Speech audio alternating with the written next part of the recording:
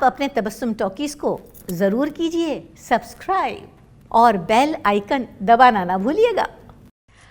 आदाब, नमस्कार, सत श्री अकाल। दोस्तों, मैं हूं आपकी अपनी तबस्सुम और आप देख रहे हैं तबस्सुम टॉकीज।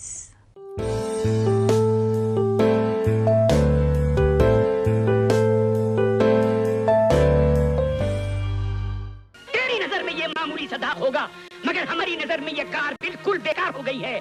और राय बहादुर उस चीज को कभी इस्तेमाल नहीं करता जिस पर एक भी दाग लग गया हो। सिक्योरिटी, इस गंदगी को बाहर फेंक दो और फिर दोबारा ये इस ऑफिस की इर्द गिर्द में दिखाई ना दे। देख नरेन, न कभी चांद ने बौने को छुआ है और न कभी बौना चांद को छू सकता है। ये तेरी जवानी का जुनून है।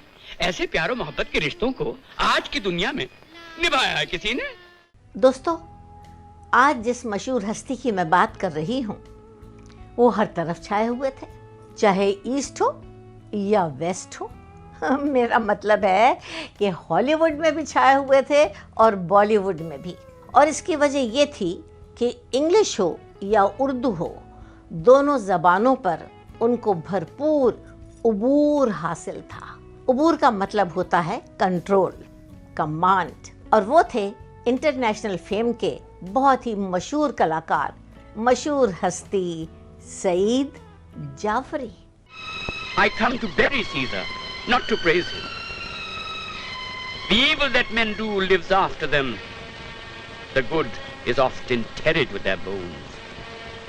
So let it be with Caesar. बड़े आइडियलिस्ट हो, आदर्शवादी। मियां, ये बाल मैंने धूप में नहीं सुखाए। मैंने भी काफी जिंदगी देखी है। लंदन, अमेरिका, हर जगह रह चुका हूं, समझे? 8 जनवरी 1929 में पैदा हुए थे जाफरी साहब मलेर कोटला में, जो पंजाब में है, एक पंजाबी मुसलमान ख़ानदान में।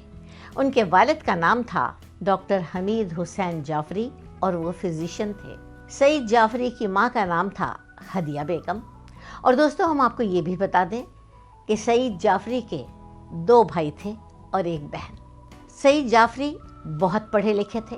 उन्होंने अपने स्कूल की पढ़ाई की थी अलीगढ़ यूनिवर्सिटी में और उसके बाद उन्होंने ग्रेजुएशन किया इंग्लिश लिटरेचर में इलाहाबाद यूनिवर्सिटी से।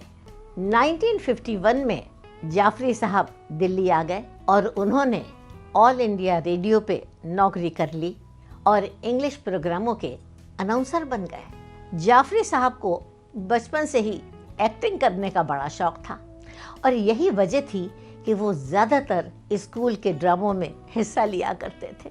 कहाँ चल दिए बुलबुल? कोई और भी कर्जेदार लग गया तेरे पीछे क्या? अरे ललन मियां, आप काट देना रास्ता। अब मेरा काम नहीं होगा। अब तेरा काम नहीं होगा? अबे मेरा काम जो इतने दिनों से तूने रोक रखा है उसका क्या होगा? चल ना किसी दुकान पे। अरे ललन मियां, इस वक्त दुकान कहाँ ले जा रहे हो? अबे गनीमत समझ के मैं तुझे थाने नहीं ले जा रहा। चल। दोस्तों, उस जमाने में हिंदुस्तान में एक्टिंग सिखाने वाले स्कूल तो हुआ नहीं करते थे, इसलिए जाफरी साहब अमेरिका चले गए। वहाँ उन्होंने एक्टिंग की तालीम हासिल की और उसके बाद कई ड्रामों में हिस्सा लिया। और ड्रामों में जब लोगों ने उनका टैलेंट देखा तो उन्हें कई इंग्लिश फिल्में भी मिल गईं। Please be brave, be patient. Look at us. We're still alive. We too have lost Jack, our only son. We also have to bear the memory of that terrible accident which took him away from us. Please don't cry. America में कामयाबी हासिल करने के बाद जाफरी साहब UK चले गए। वहाँ उन्होंने ड्रामों में भी काम किया, फिल्मों में भी काम किया और अपनी कला के झंडे गाड़ दिए। दोस्तों, आम तौर पे लोग बॉलीवुड में कामयाब होने के बाद हॉलीवुड जाते हैं, लेकिन जाफरी साहब के साथ इसका ऑपोजिट हुआ। वो पहले हॉलीवुड में कामयाब हो गए और उसके बाद वो बॉलीवुड में आए और बॉलीवुड में आते ही उन्होंने कई बेहतरीन फिल्में साइन कर ली। उनमें से एक फिल्म थी शतरंज के खिलाड़ी और उस फिल्म के डायरेक्टर थे सत्यजीत रे। और हम आपको ये भी बता दें कि सत्यजीत रे की वो पहली हिंदी फिल्म थी। पिछली बाजी में आपने उठाया घोड़ा और चला प्यादा, उसके बाद आपने उठाया रुख और ये मत जाने दीजिए, ये गलती हो गई, आइंदा से ख्याल रखेंगे। आप खफा क्यों होते? चलिए चलिए। इस फिल्म के बाद भी जाफरी साहब ने कई फिल्मों में काम किया और अलग अलग तरह तरह के रोल निभाए। अरे माँ, जिसे मैं जिगर का टुकड़ा समझता था उसने मेरे जिगर के टुकड़े टुकड़े कर दिए। जिसे मैं आंख का तारा समझता था उसने बदनामी का काजल बन के मेरा मुंह काला कर दिया। इससे कहिए चली जा यहाँ से, मैं समझ लूंगा कि मेरी बीवी की तरह मेरी बेटी भी मर चुकी है। यार वो तुझे याद है वो एक गजल थी, हुजूर इस कदर भी ना इतना के चलिए। हो जाए जी? क्यों? हो जाए गाएगा? चल यू स्टार्ट, यू स्टार्ट। उड़ा के न ले जाए झोंका हवा का, लचकता बदन यूं न लहराया कीजिए, हुजूर इस कदर भी न इतरा के चलिए। मैंने जब जाफरी साहब का इंटरव्यू लिया तो उन्होंने मुझे बताया और कहा कि तबस्सुम मेरी वजह से एक बहुत बड़ा और शानदार बैनर वजूद में आया और उसका नाम था मर्चेंट आइवरी प्रोडक्शन। मेरे दो दोस्त थे, एक अमेरिकन था और उसका नाम था जेम्स आइवरी, दूसरा इंडियन था और उसका नाम था इस्माइल मर्चेंट। मैंने उन दोनों की बड़ी गहरी दोस्ती करवा दी और नतीजा ये निकला कि दोनों ने मिलके एक शानदार बैनर बनाया जिसका नाम मैं आपको बता ही चुकी हूँ और उसके तहत कई बेहतरीन फिल्में बनाई गई। A month ago you came from Madji on the ferry with a party of Rajputs, yes? No, Saab. I come from Balaghat and I go to Agra. You're a liar! दोस्तों, हम आपको बता दें कि जाफरी साहब ने 2 शादियां की थीं।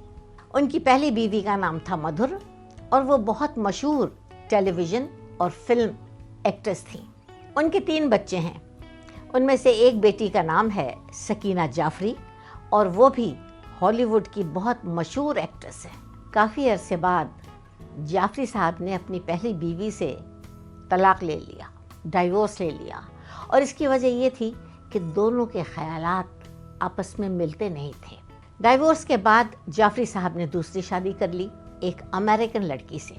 उनकी दूसरी बीवी का नाम है जेनिफर सोरेल और वो आखिरी दम तक जाफरी साहब के साथ रहीं जब तक जाफरी साहब जिंदा रहे। जाफरी साहब कहते थे कि मौत तो बरहक है, एक दिन सबको आनी है और मैं अल्लाह ताला से अपने लिए एक दुआ मांगता हूँ। हमेशा यही दुआ मांगता हूँ कि अल्लाह मियाँ मैं जब तक ज़िंदा रहूँ, चलता फिरता रहूँ, किसी का मोहताज ना बनूँ। और अल्लाह ताला ने उनकी ये दुआ कबूल भी कर ली। 86 साल की उम्र तक, 86 की एज तक वो बिल्कुल हट्टे कट्टे थे, चलते फिरते थे और काम भी करते थे। लेकिन अफसोस कि 15 नवंबर सन 2015 में अचानक उनको ब्रेन हैमरेज हो गया, उनकी डेथ हो गई और वो ये दुनिया छोड़ के चले गए। जाफरी साहब कहते थे कि मुझे विदेश में कई बड़े बड़े बेशुमार अवार्ड्स और रिवॉर्ड्स मिले, लेकिन मेरी दिली ख्वाहिश थी, तमन्ना थी कि मुझे अपने देश में भी कोई अवार्ड मिले और उन्हें पद्मश्री के अवार्ड से नवाजा भी गया।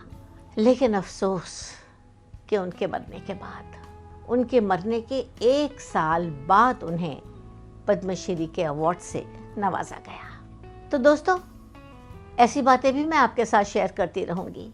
आप बस देखते रहिए तबस्सुम टॉकीज़, करते रहिए लाइक, शेयर और सब्सक्राइब।